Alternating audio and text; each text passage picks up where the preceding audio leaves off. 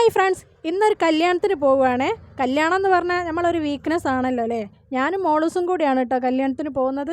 ഇറങ്ങിയപ്പോഴേക്ക് കുറച്ച് ഡൗട്ട് ഉണ്ടായിരുന്നു, ഞങ്ങൾ കുറച്ച് നേരത്തെ ആയി പോയോ എന്നുള്ളത്. പക്ഷെ അവിടെ എത്തിയപ്പോഴാണ് എനിക്ക് സമാധാനമായത്. എല്ലാവരും ഫുഡൊക്കെ കഴിച്ച് പോകുന്ന തിരക്കാണ് കേട്ടോ. ഈ ഹാളിലൊക്കെ വെച്ചിട്ടുള്ള കല്യാണം ആകുമ്പോൾ വേഗം പരിപാടി കഴിയൂലേ. നമ്മളെ വീട്ടിലൊക്കെ ആണെങ്കിൽ പിന്നെ വൈകുന്നേരം വരെ നമുക്ക് അവിടെ ഫുഡ് ഉണ്ടാവും. പിന്നെ കവറിലാക്കി പൊരേ കൊണ്ടുപോകുന്ന പരിപാടി ഇല്ലേ, അതും ഇവിടെ നടക്കൂല.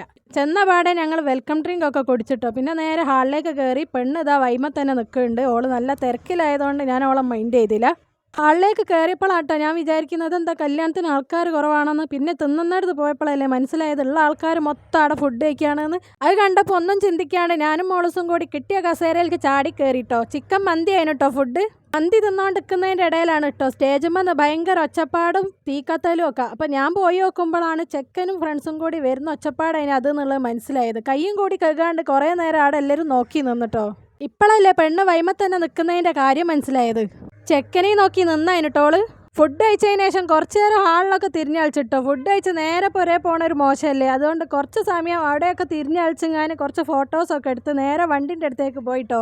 എൻ്റെ വണ്ടി നല്ല പൊരി വെയിലത്ത് അതിനെ നിർത്തിയിട്ട്. വണ്ടി വെയിലുള്ളുമ്പോൾ നമുക്ക് എന്തോ ഒരു സങ്കടമാണ് അല്ലേ. തിരിച്ചു പോണതിൻ്റെ ഇടയിൽ മന്തി കഴിച്ചിട്ടാണോന്ന് അറിയൂല, എന്തോ ഒരു മധുരം കഴിക്കാൻ വല്ലാത്തൊരു കൊതിട്ടോ. അങ്ങനെ അവിടെ കണ്ട ബേക്കറി കയറി മോളൂസ് ഒരു ഐസ്ക്രീമും ഞാനൊരു കോണും എടുത്തിട്ടോ, ബട്ടർ സ്കോച്ചിൻ്റെ.